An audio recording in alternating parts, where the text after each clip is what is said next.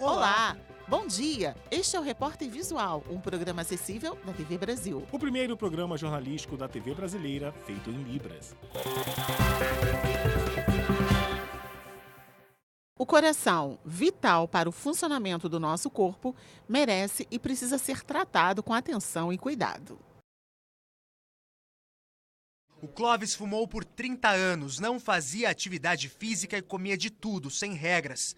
Há 4 meses, ele passou por uma grande cirurgia no coração. Estava tão debilitado que não conseguia nem sair da cama. O cansaço e a pressão alta se tornaram companheiros do comerciante. A minha vida antes assim era uma vida não muito regrada, né? Não tinha cuidados em alimentação, em exercícios, nada. E eu comecei a notar que a minha pressão começou a elevar assim muito. Histórias como esta têm sido contadas com mais frequência, o que tem preocupado os médicos. Nos últimos 2 anos, no Hospital Evangélico, em Curitiba, o número de consultas cardiológicas cresceu mais de 13%. Hipertensão e colesterol elevado são os principais diagnósticos. A dieta é ruim, os hábitos ruins, pouco exercício físico, quer dizer, um conjunto de coisas e mais a longevidade dos pacientes, eles estão vivendo mais. Vários hospitais numa cidade atendem cardiologia e estão todos lotados com doentes cardiológicos. Outro problema que tem se tornado cada vez mais comum entre diversas faixas etárias é o infarto. Só no Brasil são cerca de 300 mil casos por ano. Uma estimativa da Organização Mundial da Saúde prevê que até 2040 as mortes por doenças cardiovasculares aumentem 250%. Por isso, campanhas estimulam cada vez mais a prática regular de exercícios físicos, alimentação balanceada e hábitos saudáveis. Além disso, como não existem sintomas aparentes que sinalizam doenças cardíacas, o melhor é fazer exames pelo menos uma vez ao ano. Primeiro é o exame para ver. E o segundo é que é uma doença multifatorial, não é um fator só. Por isso que você escuta, meu avô morreu com 95 anos, fumou a vida inteira. É multifatorial, ele só tinha um fator de risco, ele só fumava. Então, você detectar os teus fatores de risco e ver aqueles que são manipuláveis. Aos poucos, o Clóvis, que a gente mostrou no início desta reportagem, tem mudado o estilo de vida. Ele já entendeu que é o único caminho para conseguir viver mais e melhor. Mudei gordura, tirei gordura da carne vermelha, essas coisas. Estou mais realmente no vegetal, na carne branca. Vida nova para continuar com ela por mais tempo. O câncer de intestino continua sendo o segundo mais frequente nas mulheres e o terceiro entre os homens. E segundo os especialistas, esse tipo da doença está diretamente relacionada à má alimentação. A Cíntia tem um histórico de câncer na família que não é nada legal. Os pais, avós, tias e agora a irmã mais nova já enfrentaram esse problema. E em 2014 foi a vez dela de ser diagnosticada com a doença. A dentista teve câncer coloretal, também conhecido como de intestino, um tumor muito comum entre os pacientes que descobrem a doença. O Instituto Nacional do Câncer diz que ele é o segundo mais frequente entre as mulheres e o terceiro entre os homens. E só este ano devem ter mais de 36 mil novos casos no país. Mudou a forma como as pessoas se alimentam, aumentou o fast food, aumentou o consumo de industrializado, aumentou o consumo de gorduras de origem animal, diminuiu o consumo de produtos naturais. Eu pergunto para as pessoas às vezes quantas porções de vegetais elas comem no dia e elas não sabem quantas frutas elas comeram na semana. Esse tumor é um dos poucos que podem ser prevenidos e na maioria das vezes tem cura quando descoberto cedo. A Cíntia percebeu logo que tinha algo de errado com ela, mesmo não desconfiando de um câncer de intestino. A sensação que eu tinha, sensação de gastrite, empachamento, eu comia, passava mal, mas nada relacionado à parte intestinal. O nosso sistema digestivo é muito mais do que um simples processador dos alimentos que a gente come. Tem especialistas que dizem que ele até funciona como um segundo cérebro, porque o que acontece aqui embaixo independe do comando que vem daqui de cima. Fora que ele é responsável por 70% de todas as células que protegem o nosso corpo. Isso quer dizer que se a gente não está com o intestino bacana, as chances de adoecer são muito grandes. É mais fácil prevenir um câncer do que tratar um câncer. Comece a se mexer.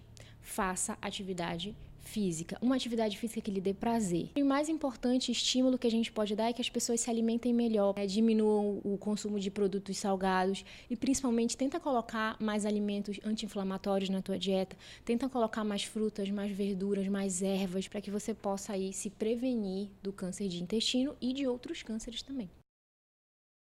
Especialistas garantem que não há idade certa para se aprender um novo idioma. Mas afirmam que quanto mais cedo, a facilidade é maior. Não faz tempo que eles descobriram o nome das cores e já aprenderam tanto em português como em inglês. Os alunos desta turma têm entre 4 e 5 anos e já sabem contar em outra língua. 1, 2, 3, 4. And where is number 4 here? Can you see number 4? O aprendizado de um novo idioma nesta fase da vida é diferente de uma aula tradicional. Aqui é tudo leve e divertido. Primeiro que eles não leem e não escrevem, então tem que ser uma outra abordagem. Então a gente sempre procura fazer uma abordagem assim de muito envolvimento. Eles sempre estão assim usando, brincando com a língua e assim eles aprendem. Quando é algo que se torna assim significativo para eles, faz parte da realidade deles, eles gostam, então tem muito esse envolvimento. Mariana é argentina e na casa dela os filhos falam português e espanhol. Ao perceber a facilidade dos pequenos no aprendizado, ela resolveu matricular o Valentim, de 5 anos, no curso de inglês. Sempre achamos que vão ter uma imersão nas línguas desde bem cedo. Eles precisam disso porque é mais fácil para eles nessa idade. Já a Franciele pensou no futuro da pequena Bárbara. Algumas gerações atrás, assim, não tinha tanto essa necessidade ou tanto contato com essa língua. Então, como eu vi que ela com 4 anos estava absorvendo muito bem as informações, a gente tentou inserir ela no inglês em razão disso, né? A professora explica que a idade é ideal para aprender uma nova língua, já que o idioma pode ser inserido de forma natural. A gente fala muito assim de exposure, de expor eles à língua, né? Então, quando a gente está com eles em sala, é muito importante assim a gente trazer as coisas para eles. Então, o professor está falando inglês, o material, as próprias brincadeiras em inglês, que isso que é importante para eles. Criança segue muito o modelo, né? Então, eles seguem os modelos que eles estão vendo. Então, a grande vantagem para eles é que tudo fica muito natural, né? Então, eles estão expostos à língua há mais tempo e eles vão aprendendo, brincando e se envolvendo. O Brasil tem mais de 45 milhões de pessoas com deficiência e elas enfrentam uma vida de muitos obstáculos. Hoje, na penúltima reportagem da nossa série especial, vamos mostrar a luta dessas pessoas para conseguir atendimento hospitalar.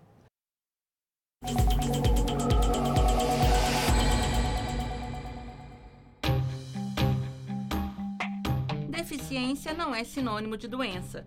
Muitas pessoas com deficiência podem continuar contribuindo com a sociedade e tendo vida ativa, desde que tenham saúde. Mas para chegar a essa condição é preciso vencer muitos desafios. A falta de dados no SUS é só um deles. Para ter políticas públicas mais efetivas, a gente também tem que produzir dados sobre isso. Então a gente vê que ainda carece de dados estatísticos sobre quem somos, onde estamos, o que necessitamos para que as políticas públicas sejam efetivas para nós. Apesar do governo federal financiar 211 centros especializados em reabilitação no Brasil e já ter doado 108 veículos adaptados a esses centros, as pessoas com deficiência também precisam de atenção básica, especializada e emergencial. E a falta de mobilidade urbana para chegar a esses locais também é apontada como outro grande desafio. O que a gente quer? A acessibilidade é garantir que a gente possa transitar, né, a gente possa se locomover com segurança e autonomia. E isso não está acontecendo na vida real. A mobilidade urbana ainda é muito precária, muito limitada. A dificuldade de locomoção e as barreiras que impedem a acessibilidade são mais fáceis de serem notadas. E todo mundo sabe se um local precisa de uma rampa, por exemplo. Mas muitas pessoas perdem a independência pela ausência de um outro tipo de acessibilidade que é menos notado, a de comunicação. Patrícia é surda e nem sempre é compreendida porque só se comunica por meio da língua brasileira de sinais.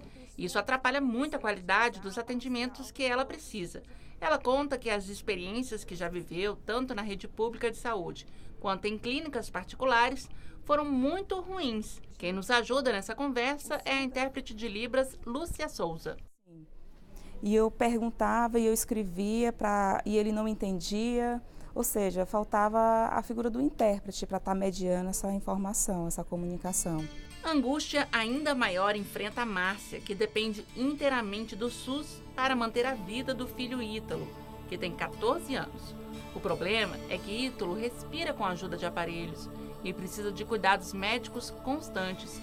E quem paga o home care é o Sistema Público de Saúde. Meu filho não precisa ficar dentro de uma UTI segurando uma vaga de um paciente grave que pode morrer nos corredores de hospital. Ele precisa ficar em casa junto com a família. Se não for assim, com essa ajuda da imprensa e da justiça, a gente não consegue. Essa especialista em legislação da pessoa com deficiência conta que uma lacuna na lei em vigor deixa desamparados adultos com grandes limitações, como a de Ítalo, e que não tem o carinho e a dedicação de uma mãe, como a Márcia. Hoje a gente tem uma legislação muito clara para instituições de longa permanência para idosos. Tem toda uma proteção do Ministério Público, não que não tenha para pessoa com deficiência, mas é muito clara a ILPI, que a gente chama de instituições de longa permanência para idosos. E a pessoa com deficiência adulta, ela acaba ficando num limbo. Todo dia, tio, a minha mãe vem aqui, me dá um cheiro. O Ítalo veio para mim, foi um presente de Deus. Quer olhar para a câmera, não? Quer olhar para mim? O Repórter Visual fica por aqui. Pelo WhatsApp, você tem um canal direto de comunicação com a gente. Anota aí o número 021 974 522 300. Fique agora com o Repórter Brasil, com tradução em Libras. Muito obrigado pela companhia. Bom dia para você. Tchau. Continue com a gente. Bom dia. Tchau.